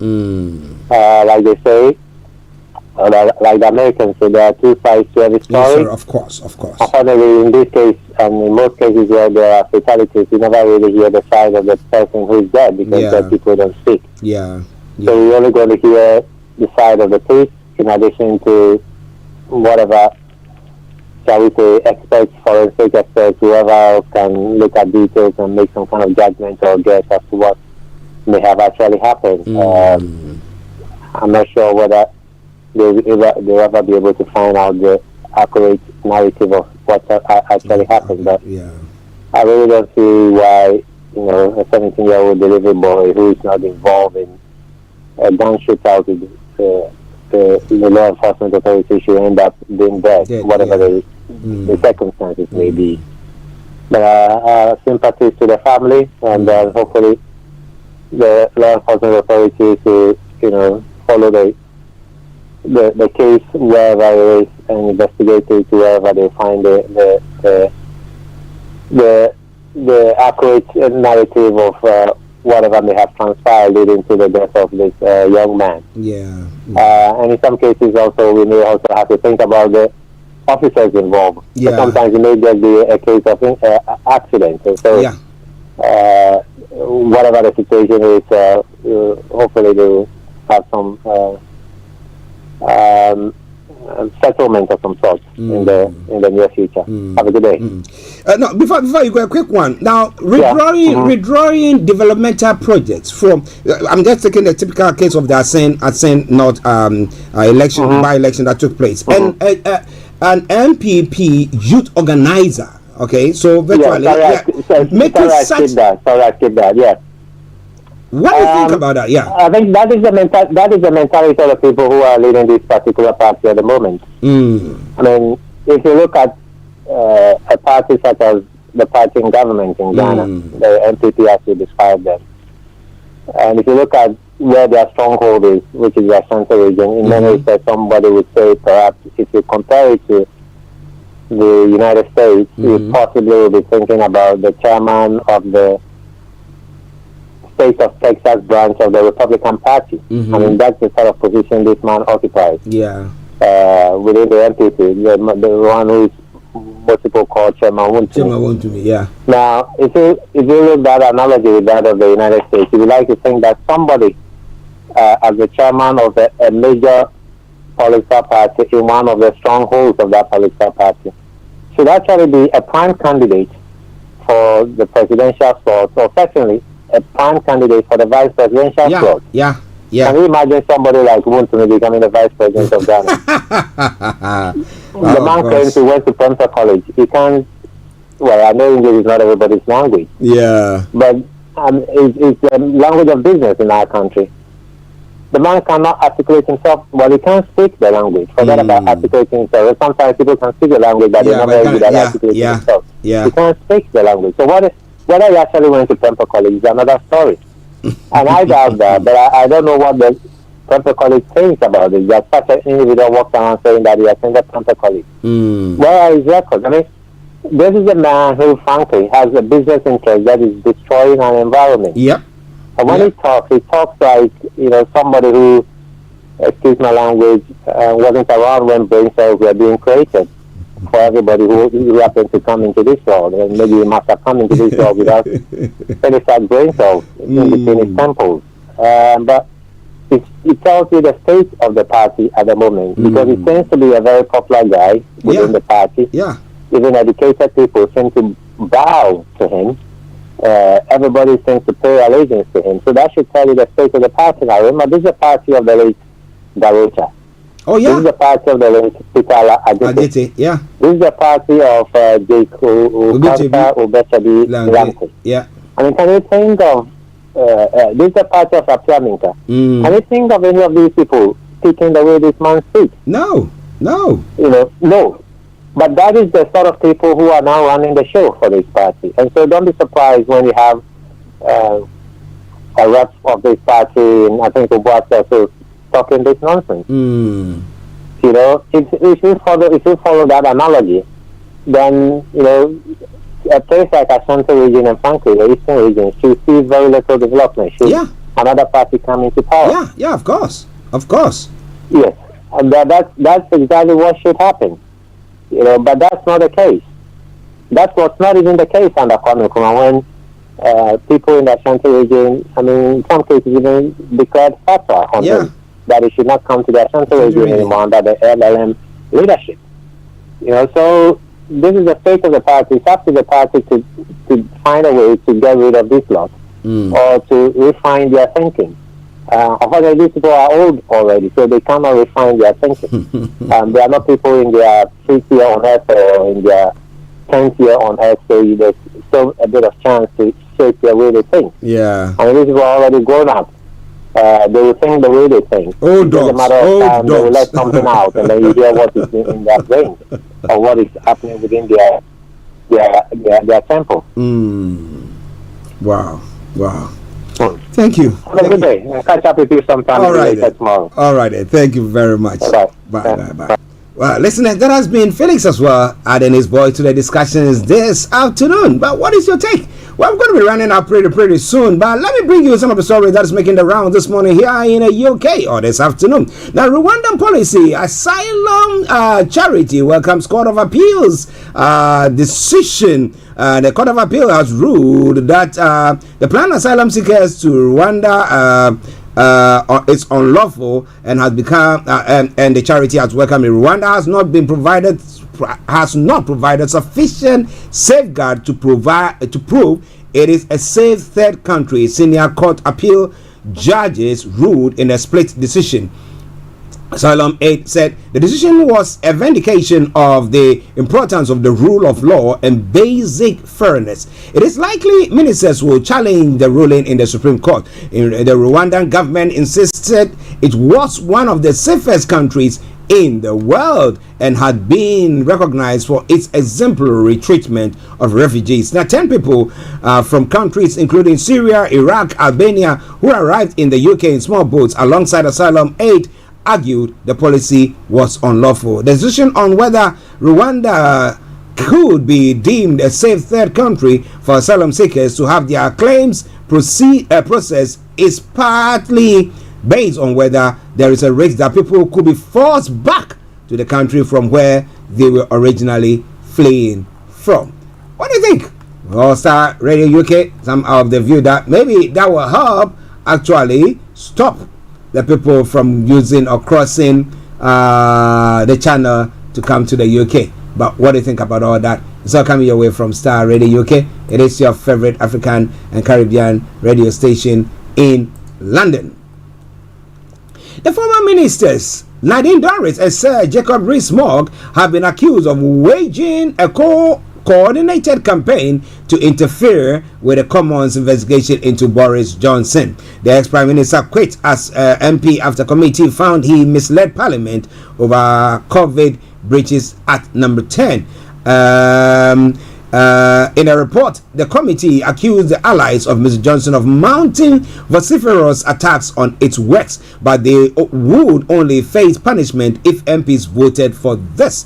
The report suggested attempts to impugn the integrity of the committee or lobby or intimidate committee members could be a contempt of Parliament. A contempt of Parliament punishment can range from being forced to apologize to being suspended if this is approved by MPs. Now, former Home Secretary Dame Priti Patel and 7 Foreign Office Minister Lord Zach Goldsmith were also among the 7 MPs and 3 peers identified as attacking the committee. The others were Tory MPs Mark Jenkinson, Sir Michael Fabricant, Brendan Clark-Smith, and Dame Andrea Jenkins, and P.S. Lord Cruddas and Lord Greenhall. Well, of course, there are people who should I call them sycophants? They were ones who were supporting the Prime Minister at the time at every length or to every length. But well, this is what is happening there. Listeners, this is where I bring the program to a close for today. God willing, tomorrow we're going to come your way with another edition of the morning show. But this afternoon there's going to be lots of music and let's talk. But wherever you are, I hope that you are doing very well. And as we say on this platform, may Nigeria not happen to you. And we'll see you all tomorrow. It's been me, Archie, saying have a top of the day and bye-bye for now. Looking for a new way to stay refreshed and hydrated? Look no further than iRange Hydration Drink. iRange is perfect for any situation where you need a little pick-me-up. It's low in calories and has a delicious orange flavor that you will love. So don't wait any longer. Grab a can of iRange today and start enjoying the refreshing. Buy online at irange.co.uk. Hi, I'm Ada Williams and I'm an NHS pharmacist. Don't get caught out by COVID this summer. If you have only had one COVID-19 vaccination or haven't had one at all, you can still get your free vaccine until the 30th of June. Book your vaccine through the NHS app, online at nhs.uk/COVID vaccination or call 119 for free.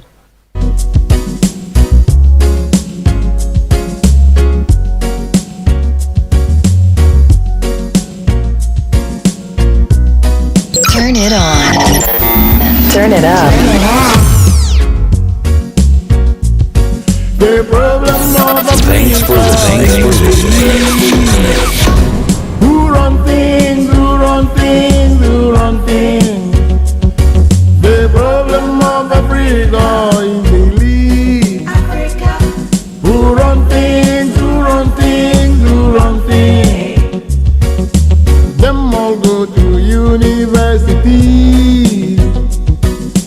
Universities award them degrees. Big degrees. Degrees. Big degrees. MSc in stealing.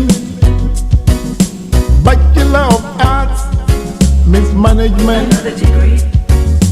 Masters in looting. MSc in corruption. Bachelor of Science in nepotism.